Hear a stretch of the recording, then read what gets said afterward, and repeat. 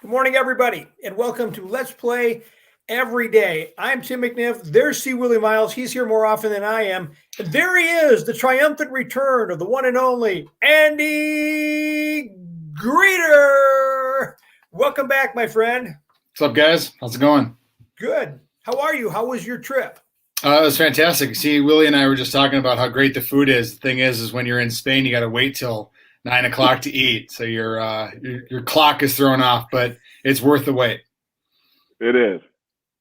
I'm listening to you guys discuss that. I think isn't the deal then that you're supposed to sort of like graze with a cocktail or two, and then by the time you're ready to eat, it's 9 o'clock. Isn't that the strategy? Yeah, I think you're supposed to have the tapas, right? The little like appetizers. I think you're supposed to be eating that and sipping vermouth and doing that in the afternoon hours to kind of hold you over till late dinner. Yeah, but when you're Americanized like we, man, you just want to go and eat at 6:30. When your body says eat some food at 6:30, you want food. You don't want snacks at this point.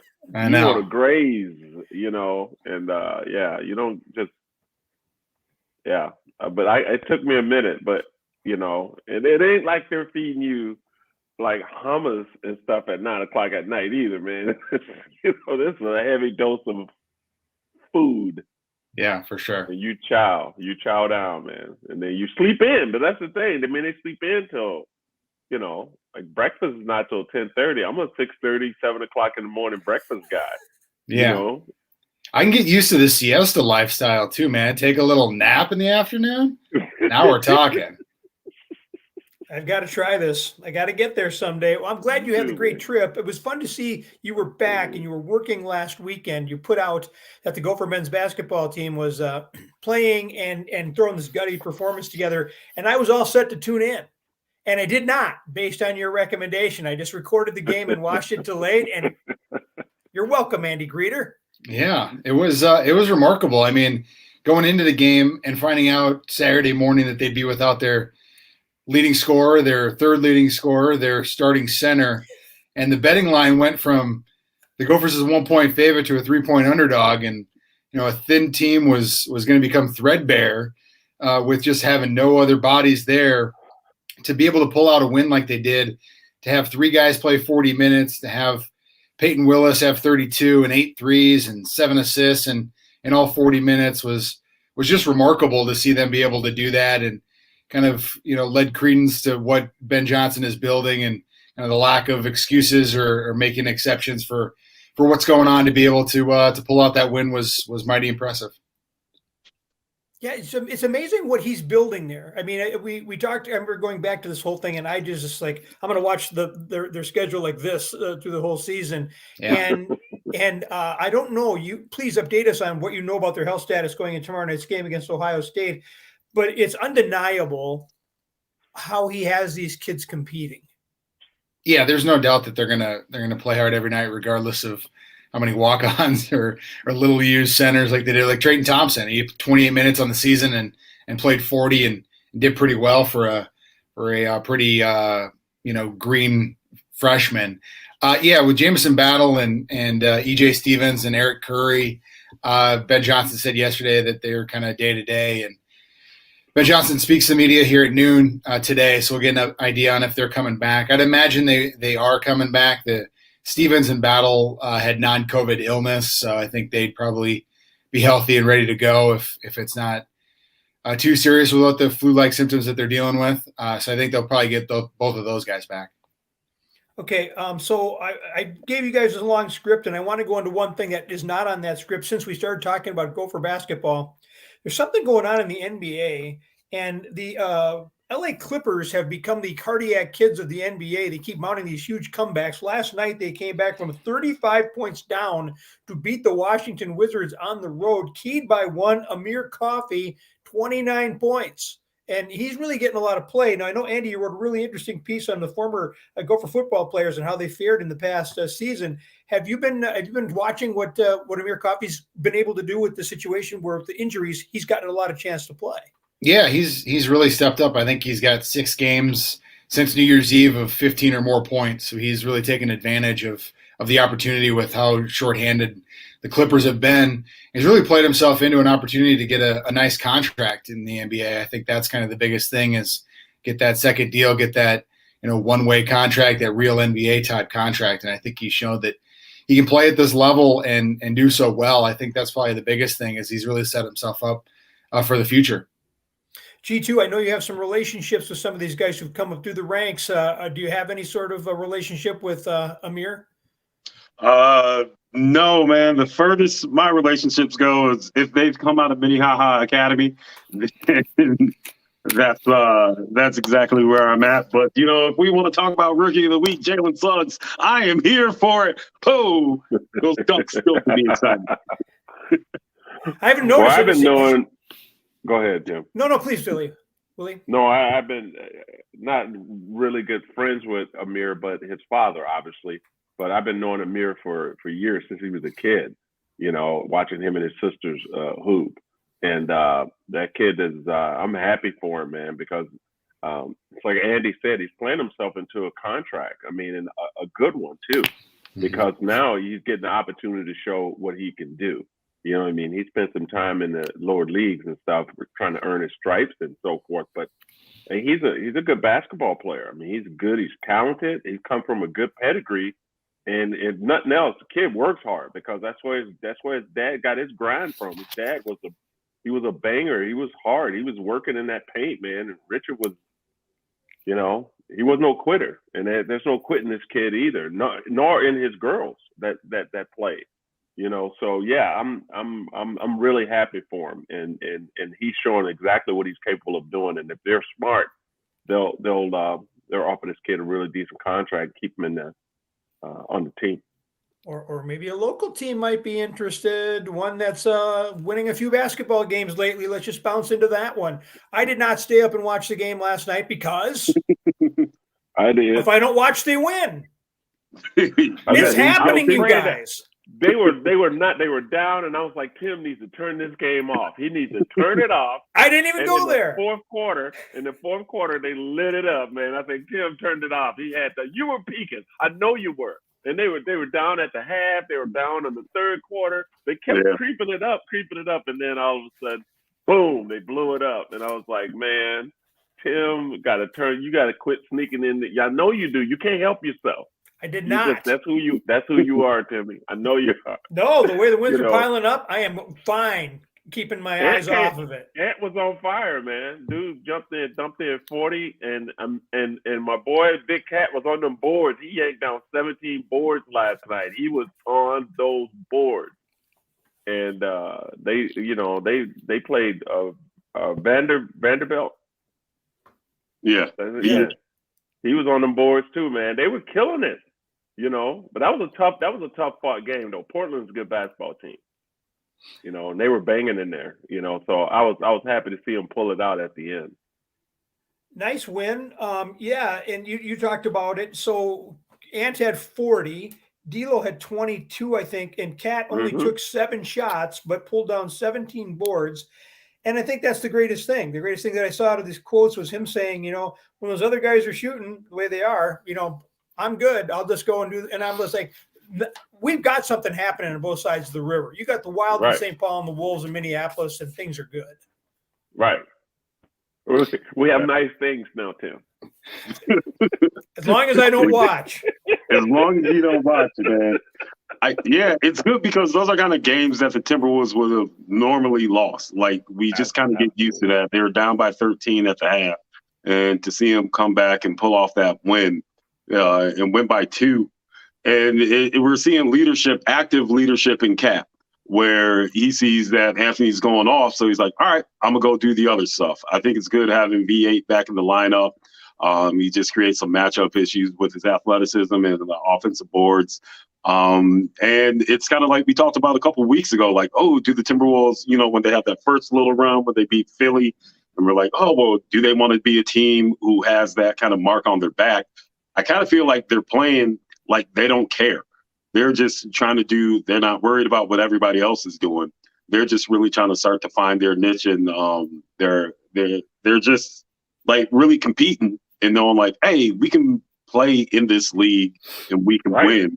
And it just seems contagious. And I think being in Portland might have a little extra incentive we all see that these guys love the drip. They're out there at the Adidas headquarters and the Nike headquarters. So I know they spent all day in those employee and influencer shops and just shipped everything back via FedEx. Like, it's all, and whatever else Portland has to offer. I'm out of socks.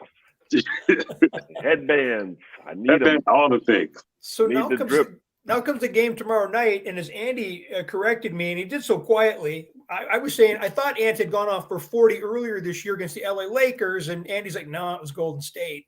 And now here comes the rematch with Golden State tomorrow night. And so I'm pumped. You know, Ant pumps in 40 last night. Now they've got Golden State, who still doesn't have Draymond Green, still trying to get their act together. There's blood in the water. Go get them, right?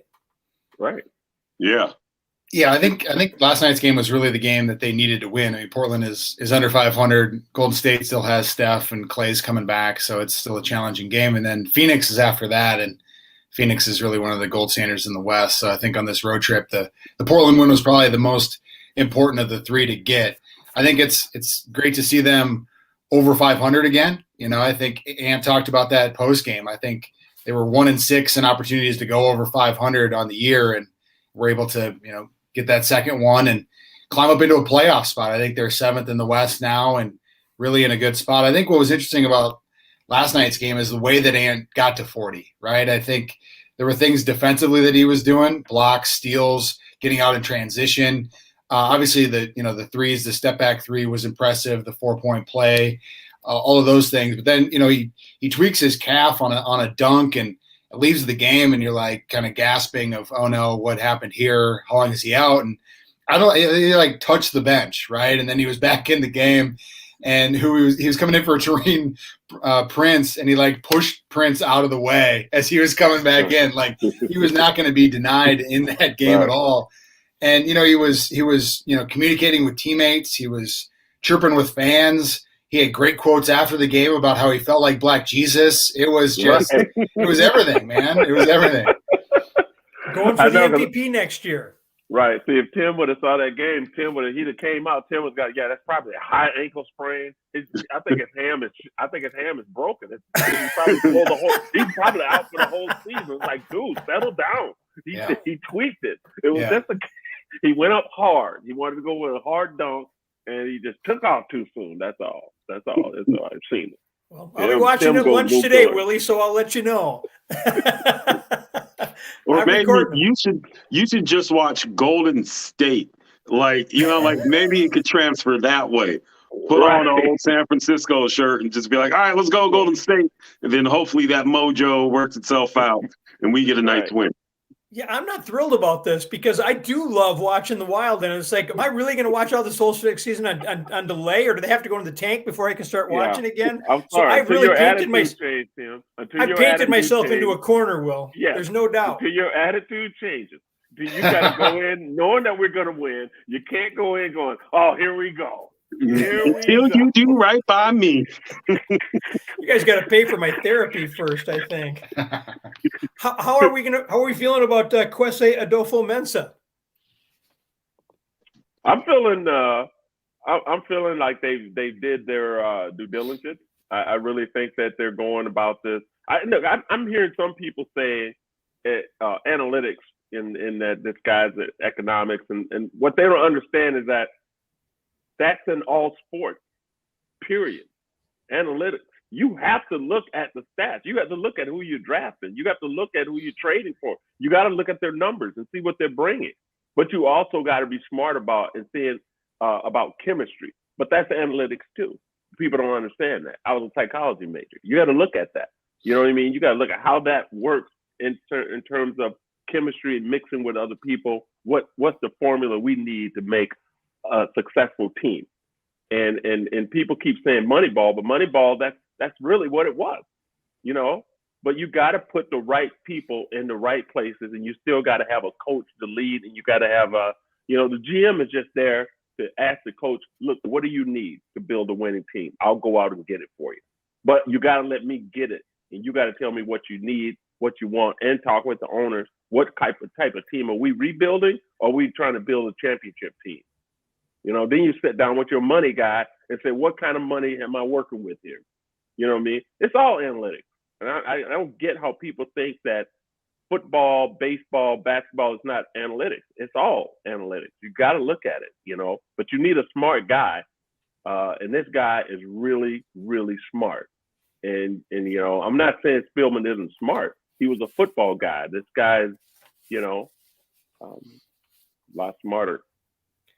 It would appear Princeton University economics degree, traded derivatives and energy and commodities on Wall Street, then got his master's in economics from Stanford. Has been in football for almost a decade, was hired by the 49ers back in 2013. Was the vice president of football operations in Cleveland since May of 2020. It appears that all of this is here. The question is, did we lose out on polls to the Bears, or was Adolfo Mensa always the guy, and that's why they let polls go and have the other interviews? Yeah, I mean, they wanted Mensa for the first interview, I think, for a reason, right? I think, or hopefully they did. I think that's kind of what you could maybe look at as part of the reason.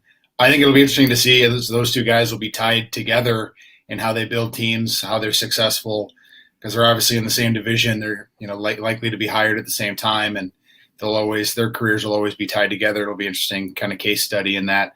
What's interesting also is just like, I know Willie went off about analytics, but the pendulum has swung. You know, I think Rick Spielman was older, kind of a gruff guy, didn't really say very much. And Adolfo Mensa is 40. He's talked about as, you know, kind of a collaborator, very communicative, obviously the analytics part. So I think the pendulum kind of swings with coaching hires. It swings with GM hires as well. I think when you look at his resume, it's also interesting to see that, you know, he walked on at the Princeton basketball team. I think you look at his resume and you're like, okay, there's a lot of highfalutin, high upper crust type of things, but then you see he walked on the basketball team. It shows some grit. It shows how how to build a team, how to be a team player, those kinds of things, and that kind of stood out to me. Yeah, excellent. Hopefully, it'll be a really good choice if the Vikings go with it. It just seems like they're finally swinging in the direction of the new. You know, like we have with Spielman, you know, rough and cruffing, you know, let's get it, like, God bless him, you know, him and his family, NFL legacy. But, you know, anything that seems kind of new, fresh, and exciting, I am all for our Minnesota franchises. We can't, you know, lose fact of the matter that the two individuals we're talking about are both black. And I think that's so great that, you know, we're talking about these are the guys that these teams wanted, you know, and right, they're going to be tied together inevitably. If one of them doesn't make it, they'll hardly be the first person that fails in this job, you know, regardless of color, right? But I obviously am hoping for the best for the Vikings. And, you know, Poles, he was drafted by the Bears. He's got the quarterback. Who knows what they gave him? It was said even before this happened that if he comes back, Chicago's not going to let him leave the building. And they didn't, you know, they did. So who knows what sort of offer he got. I'm excited about Adolfo Mensa. I'm like, obviously this cat's very, very bright.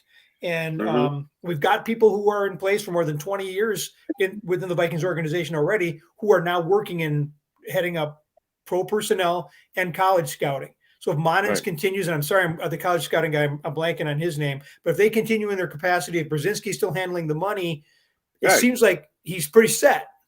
Right. And Rob Brzezinski is one of the best in the business. I mean, he's been there for a good long time. He has a good history. He has a good track record. I can say you don't blame him for anything. He's just a money guy. He just tells you, here's how much money we got to work with. You bring me in the guy, I'll make it work. You know, I'll fit it around. I'll move some money around. You got to talk to some guys and say, hey, we need to restructure. If you can get this guy to restructure, I can move this money over here, and then we're good. You know what I mean? But when you got a good money guy and you got good scouts out there, then I think that makes you a better GM when you're a collaborator like he says he is, and like he's talked about, and from all points. That I've seen, that I've looked up and read about him, is that's what he actually does. He's a good collaborator. He's a good, a guy to sit down and discuss. He's not like a pull the trigger guy and then say, hey, I did what I did. I think too, back to Spielman, when you have your GM like getting on a plane like the 11th hour to go down to like Auburn or LSU's pro day with a stopwatch in his hand, I'm like, no. you're the GM. You know what I mean? You hire people to do that. You're trusting them or you're not. Is that going to be the determination of whether you draft a guy because you saw him versus the people who've been paid to grade and watch them all year? I mean, exactly. We got where we are, right? Yep. Okay, so let's talk about two other. We got Kirk Cousins. Well, I'm sorry. Speaking of quarterbacks, we can talk about these two guys. Your choice. We can or we can't, whatever you want to do. But both Aaron Rodgers and Sean Payton were in the news yesterday. Sean Payton stepping away from coaching in New Orleans. Oh, talking about you're managing your money. The Saints are $70-some million over the cap. They have, an unsettled quarterback situation, and Sean's going to take some time away. And I'm just like, anyway, that's my feelings about Sean Payton. And then Aaron Rodgers shows up in the Pat McAfee show again yesterday. And if you just want to watch somebody who is off in their own world, go to YouTube and watch some of that. Watch this guy go off for like 5 minutes at a time and just talk. And I'm just like, if you want that guy, he's all yours. Look, man, when you're taking horse medicine, that's what happens, man. It don't work. It don't work the same on everybody, man. Horse dewormer don't work the same on everybody. I mean, like Joe Rogan can take it. I mean, he's got all kind of steroids and stuff inside of him. He works out and stuff. And Aaron Rodgers is a quarterback. You take horse dewormer, man, and you start lying to people. Look, I got zero respect for that man. I love this game. He was a great quarterback, but he's just going down a rabbit hole right now that he's starting to look ragged. He's starting to look like he's cooking illegal stuff in a trailer out in the middle of a farm somewhere. He's actually in Ozarks in the second. You know what I'm saying? He's sitting on this couch doing this thing with McAfee. I mean, it's like, what are you doing? I mean, at some point, State Farm Jake's got to call him and say, bruh, you can't get the discount no more. I mean, you're out here. I think they're trying to save him, but he's just, for some reason or another, he doesn't want to save himself. And then he comes on and says, I don't want to be politicized, but you said political stuff. You just said the stupidest thing you could say. And then all of a sudden you're you're on these networks and they're quoting you and they got your picture up. And now these are your fans now. This is what you've done. And okay, good for you, buddy. But at the end of the day, you're tarnishing your career and everything that you've done up until 2020. Because 2021, you don't blame fans watching me because they want me to lose because I'm unvaccinated. No, people want you to lose because they hate you. They don't want, you're tired of you, and they're tired of Brady winning Super Bowls and being in the playoffs. We didn't want to see you guys in the Super Bowl again. People were just like we root against Dallas Cowboys and Dak Prescott. I don't know, nothing personal. Just don't want you to win. I'm sorry. We're sick and tired of talking about America's team. You ain't been America's team since Roger Staubach. Sorry. No, it's true, man. I never thought I would see the day where Aaron Rodgers is like completely worn out his welcome in Green Bay. And they've proven to be one of the most loyal fan bases that there is in all professional sports. I mean, and I got buddies who are just like, yo, I am so done with him. We just need to move on. And yeah, just between everything, through the football stuff, the contract stuff, and just his melodrama. It's just, I love to see it. I love typing, oh, Aaron Rodgers sucks. And Green Bay fans are like, yeah, you're right. He can throw. But but besides that, I don't want to see him at whatever, Red Lobster or whatever the nice restaurants are in Green Bay. Crack a Barrel. No one's going to Rodgers Roadhouse in Green Bay anymore. But I mean, the same thing with, I don't know what's up with their quarterbacks. I mean, like Brett Favre's been sued by family services, taking money, and they got to sue him to get it back. Welfare? I mean, come on, bro. You played that many years and you're taking money from welfare to do speeches and you didn't show up for the speech. They had to sue you to get their money back. Yeah, and now you got this quarterback out here talking about people trying to cancel me. Ain't nobody canceling you. You're on TV every day. You got millions of dollars. Ain't nobody canceling you. You play every Sunday. He's always a victim. I'm sorry. Greder, Andy, you're the reporter. I'm just sitting back enjoying my coffee. I'm just enjoying my coffee, listening to the rants. I'm angry. Greg's upset. You're the person with the words. Use your words. I mean, he's still gonna win MVP, right? So there's that. I mean, the guy can still play, and why I think they should give it to Taylor just to take him off. Why not Cooper Kupp? You know, why not Cooper Kupp? Sure. That's why they're not going to give a white receiver the MVP. This league's got to change. They got to change. Give the white receivers a chance. I think they're gonna give it to Cooper Kupp. They have to at this point. Oh, they're gonna give it to Rodgers, and his numbers aren't even as good as Brady's. I just don't get it. You know, I'm like, don't. They're not gonna give it to him now. I think if I'm the GM in Green Bay, I'm like, yeah, we want him back. We want him back. We want him back.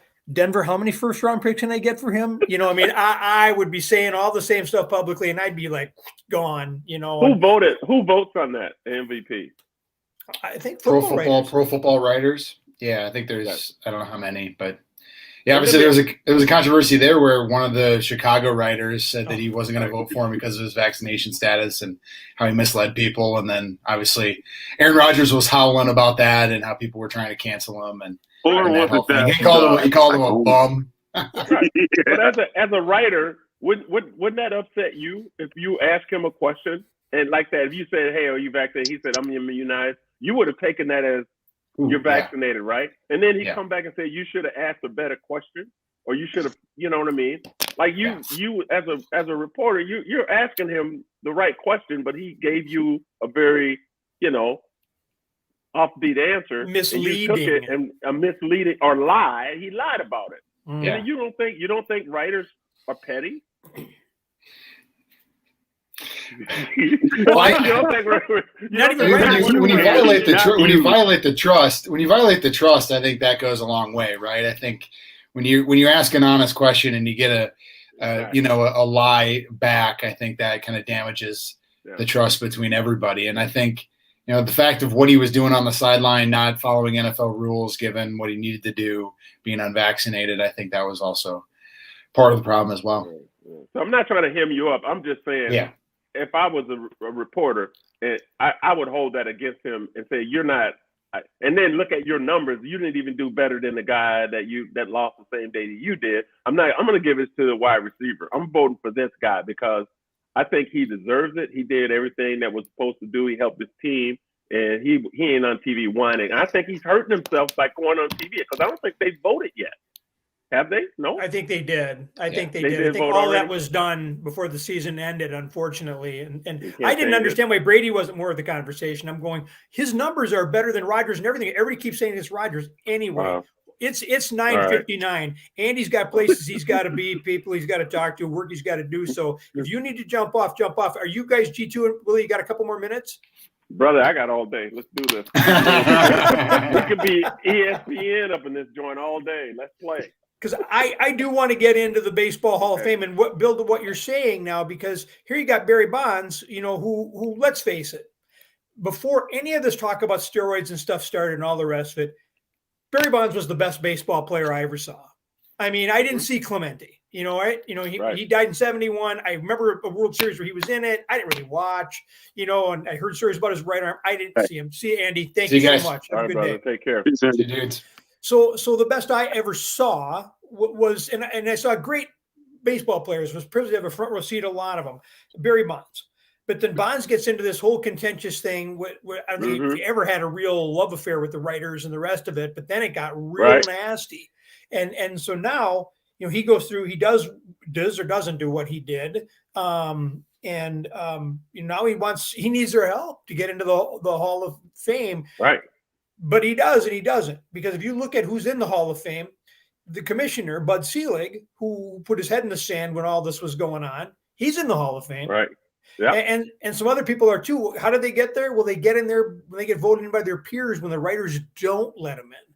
And the writers didn't let him in. Willie, you said it yesterday. They shouldn't. One guy got in, David Ortiz. Barry Bonds does not make it. Roger Clemens does not make it. Kirk Schilling does not make it. Sammy Sosa does not make it. And that's it for all four of those guys. That's their 10-year eligibility. And for Schilling, he was a beauty for those writers to cover, and they got their revenge. No, at the end of the day, man, you show your true colors, and then look, those guys were juicing, and there was no mistake about it. And at the end of the day, you just can't do that. And you saw how they went from one year to the next, and all of a sudden they was like, none of them had necks. They had forearms like Popeye, and then they was hitting home runs into another city. And it's like, bruh. And then Kirk just cut his own foot off, all the other stuff that he did outside of, baseball and so forth. But yeah, I think writers, these sports writers, I think again, they're old school. A lot of them are. They were trying to go by the old rules, and here's what it is, and you ain't going to get in because of that. And I think, being snotty to them the way, because then Bonds did get really hefty with them at the end of his career. I mean, it's like you got to look. You got a Hall of Fame career, and you got to do whatever you can to protect it. I mean, you got to be yourself. But you at some point you got to protect your legacy. You got to protect your footprint. What are you going to leave on this earth? Are you just going to be a player and do these crazy things and then not wind up in the Hall of Fame? Like I said, I brought up Pete Rose the other day. I loved watching that man play. Nobody hustled harder than Pete Rose. Did he gamble? Absolutely did. But I didn't think that was enough to keep him out of the Hall of Fame. They could not prove he bet on his own team. That to me is but they all gamble. Everybody knows in sports stars gamble. And whether they bet on their own team or not, I don't care. If he bet on his team, he bet on them to win because that dude hated to lose. So I think at the end of the day, I think whoever got in, I think Big Papi got in because he deserved to be in there. I think they all deserve to be in there, but you do things that keep you from, getting in. Yeah, I mean, maybe I just like poking the bear, especially with the Barry Bonds. But it's just like he carried that league for 10 years, and they knew exactly what was going on. I mean, and luckily, it was I would say right before the social media stuff kind of blew up, but it was still kind of getting at the point where the stars were getting larger and they're getting further and further away from being able to connect with the fans, like how you used to, just how that relationship used to be. But even before the steroids, he had a Hall of Fame career then. Right. He was great when he was skinny. And I'm not going to say that I didn't enjoy watching those dudes, whether they were juicing or not. And I hated it when everyone, what's it leaving on the kids and this or that. That's not them. That's not them. If you don't want these kids juicing, talk to the parents, because I guarantee you it's the parents who are going to GNC and buying all these things and this and that to get your kids all juiced up. I don't wake up and think, oh, what did Barry Bonds do today? I need to do that. So for me, that's a bunch of BS. I mean, you got guys in the Hall of Fame. You got Babe Ruth. Those dudes used to do speed. And if you looked in the 70s and 80s and you saw players drinking milk, they were on drugs in the dugout. They were on drugs, and they're still in there. So, I mean, if you're going to take away that Barry Bonds, you need to take away that entire stretch of him, Mark McGwire, and all that, and just be like, hey, we were all complicit in it. So anything that was accomplished, wipe it off the table. Because Mark McGwire didn't get in either. Mark McGwire didn't get in either. I think I would just put, you just have to put an asterisk next to this whole thing and say they're going to put an asterisk by his bust. Fine, I don't care if they're going to put it right outside of Cooperstown. Put the wing and just go. This was was be in Coopersville. That's where he gets to go. He gets to go to Coopersville, not Cooperstown. Put them all in a different area. It was the steroid era. You know what I mean? And it's funny because when I was working at CARE and working in sports, it would be like, I'd wait to see what my assignment was. And he'd go, Shaver would go, you're standing on the Twins game tonight. And I'd be like, oh, St. Louis is in town. or Cleveland. I vividly remember I wanted to go watch batting practice, and I wanted to see Albert Bell. And like Albert Bell takes a few swings and turns around and he shoots me this glare. And I'm like sitting there and he says something to me and I'm like giving it one of these. Is he talking to me? And he is. And he like, I can't remember what he said, but it's like threw chills to me. And like, he like had such contempt. I mean, I just, looked at it in a way like he wiped something off his shoe. And there's like people all over the place. So I'm like, I didn't say anything. I didn't do anything, but for whatever reason, Are you sure, I mean, Tim? Yes.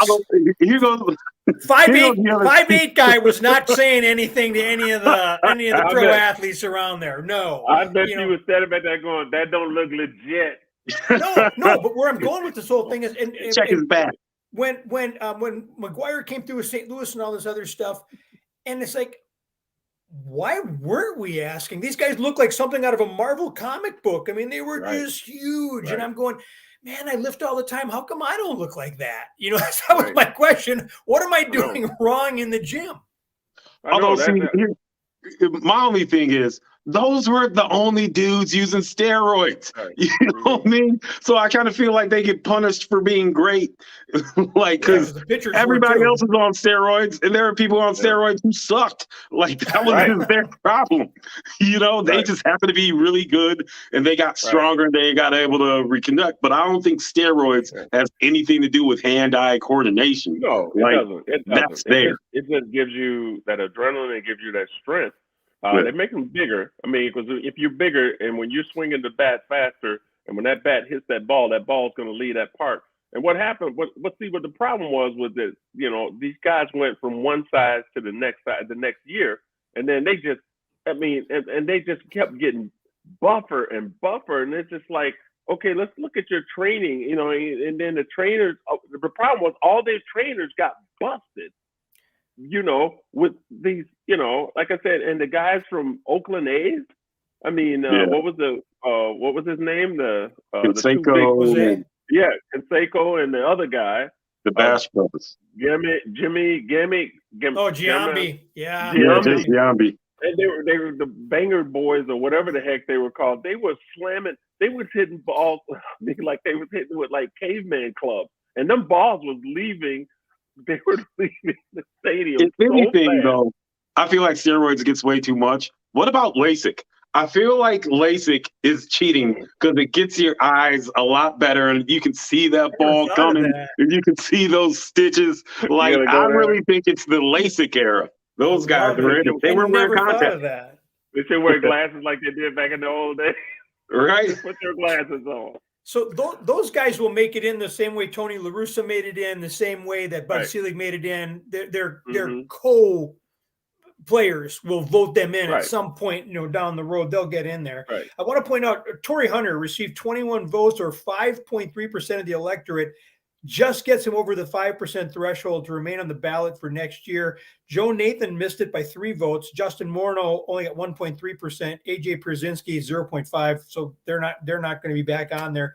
Morneau, I feel bad about, because here's a guy who was on that trajectory, and the head injury shortened his career. And I think that's a shame. I don't think that Nathan necessarily is a Hall of Famer. I know AJ's not. Torrey Hunter. I mean, I hope that there's a guy who makes it. I mean, I can see maybe the case against him, but I mean, he played on some bad teams, and I look at Michael Kadire. Michael Kadire was on the ballot last year and didn't get. I'm like, Michael Kadire batted third in the Twins lineup that had Morneau fourth and Joe Mauer fifth, or they put Mauer second in front of him. He should have seen nothing but strikes all the time. He never had to have a ball thrown to him. He knew what was coming. He benefited by having those two guys on each side of him or behind him. But Torrey never had that. Torrey did a lot of work with some bad teams. Yeah, and Torrey was always the best player on those bad teams too. I mean, that's the thing. And the glove. Exactly. That glove kept that team, if whatever sucky they were, that glove kept them in the game, and I think he deserves it. He really does. And hopefully they'll see it. And he was one of the good guys in baseball too. You know what I mean? And one of the funniest, there were times, this is before, the whole social media thing too, but you could go up and ask him a question and he had zero filter. He would answer the question. So much stuff I never put on TV, but I'd be like, if you're having a card party, which teammates are you making sure are at that table? No hesitation. He'd be like, this guy, and this guy, and I'll do this and this. It was the funniest stuff. It was just great stuff. It really broke my heart when he wanted to stay with the Twins. And he literally said, I want to finish my career here. And he would take a pay cut to stay, and they wouldn't, and they let him go. That just broke my heart. It just made me think that the Twins, I mean, it's like, golly, man. This guy was such a leader in the clubhouse and on the field and in the dugout. Why would you not want a guy like that on your baseball team? Different ownership, but same situation. They did that to Rod Carew. I know. I mean, one of the greatest people that's ever held a bat in his hands. No. It's just like, what? I've lived through all of it. And you wonder why I am the way I am, Willi Myles. You wonder why I am. Torrey in there, man. He's a Hall of Fame player, a Hall of Fame guy. Right. And at least for like one summer, Torrey Hunter was like my celebrity best friend. Like, it was just the most random. This was out when I was working radio, so we'd have to be out in the clubs.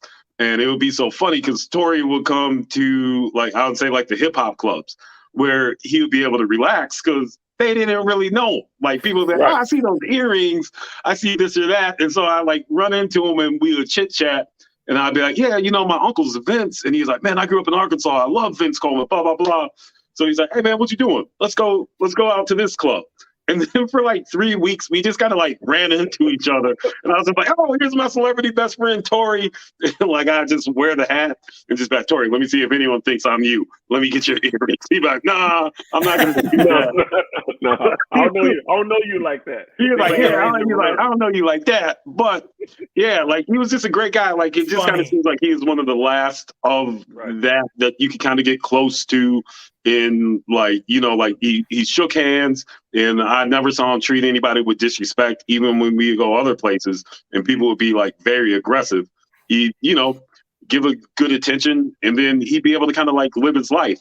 He didn't even say nothing bad when he left the Twins. He didn't say anything bad about it. He loved it. He had a real nice send-off message when he left the Twins and stuff. And it's just like, but why would you do that to a player like that, man? I mean, like he was a favorite.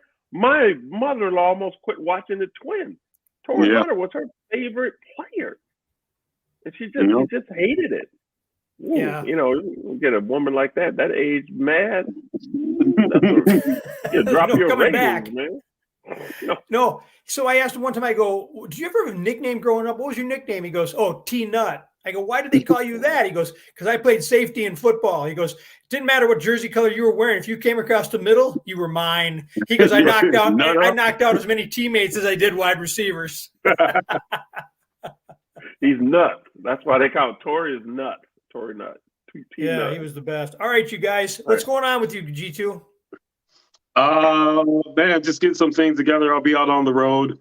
In St. Louis in a couple of weeks, the Helium Comedy Club, and I'll be back at Acme and filling out the schedule a little bit more here and there.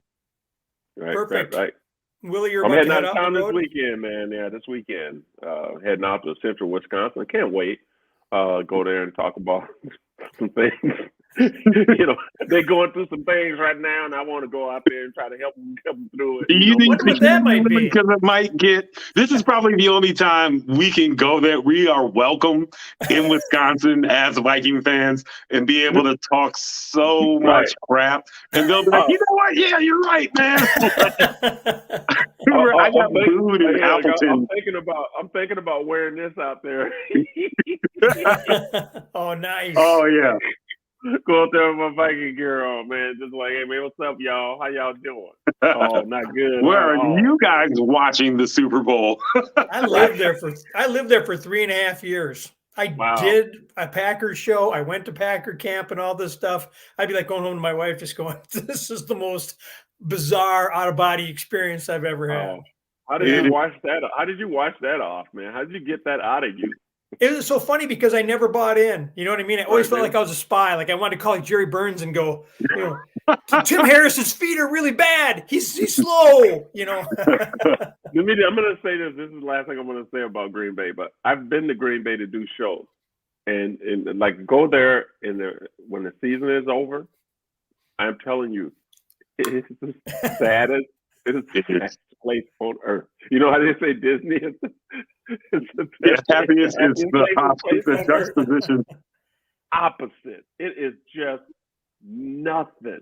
And I was in that town. I was just like, oh my God, this is all they have. This is it in Green Bay. They should have put that team down in Milwaukee somewhere. There's no reason why it should have been just out in the middle of Green Bay because there's nothing. You go by that field and it's like cricket. Downtown, the difference in July and November is like, because I've done both. Like July is like, oh, all right, I'll go to this little amusement park, and that's what we'll do. And then like I went one year and I went to a game, and like I just kind of dropped the Vikingness stuff and was just like, all right, let me enjoy the experience. And then I was like, oh, okay, I get it. I get why they are so nutty because there is absolutely nothing else to do in that town at all, except for meth. Well, I was going to say, so like I'm not the outdoorsman, right? But I have plenty of friends that are. And so I get invited for the fishing trips. It's like, okay, what do I need to bring to be in the boat? That sort of thing. Beer. But you go to the bar in the morning and there are people that have been there all night long. Oh yeah, the third shifters. That's right. And they've got their kids there with them because you can do that in Wisconsin. If mom or dad are there, you can sit there and drink right alongside of them. And you want to sit there 8 o'clock in the morning and watch these people that have been there for whatever. And you're just like, what time we got to be out in the boat? I think we went too far. Yeah, maybe. Like Green Bay and Vegas, the only place where you want to spend 2 nights is enough. 2 nights is enough. One night. I usually fly in so it doesn't take me that long to leave. Because once my plane gets up about 3,000 feet, I'm pretty much out of Green Bay at that point. So I fly in there, man, because I take the first thing smoking the next morning out. So this time I'm going into Central Wisconsin. There's nowhere to fly, so I got to drive in there. But I'm gonna definitely keep my windows up tight and keep the heat on. Wow. Yeah. All right, fellas. I got a great company that I'm going to do the show for, and I love them, and I'm looking forward to I poke them a little bit. I poke the bear a little bit when I go there, but Have you guys seen that? He's a Wisconsin comedian, white guy who does Keep Her Moving. He does these videos, and his thing is Keep Her Moving. He talks like a Wisconsin person. I wish I could tell you his videos. They're very, very funny, but he has some good stuff. Going after. He goes to Michigan, goes after Lions fans, goes to Illinois, goes after Bears fans because he's got the Super Bowls and the wins and all that stuff. Right. Pretty good stuff. I just come up with his name. He's pretty funny. Because he's one of them, right? So he can do all the language, do all that stuff. So I just thought, if you don't know the Keep Her Moving, put that in the Google search and see what comes up there, and let me know what you think. For sure. All right, fellas. We should do a show sometime where we just talk comedy. I would love that. I would just do talk it, man. You got two of the best right here. I know it. I'm free Friday. I'm booked. All right. Nice. This is Let's Play Every Day, where we encourage you to get off the sidelines, get in the game, and get a chance to do that. For goodness sakes, folks, play and play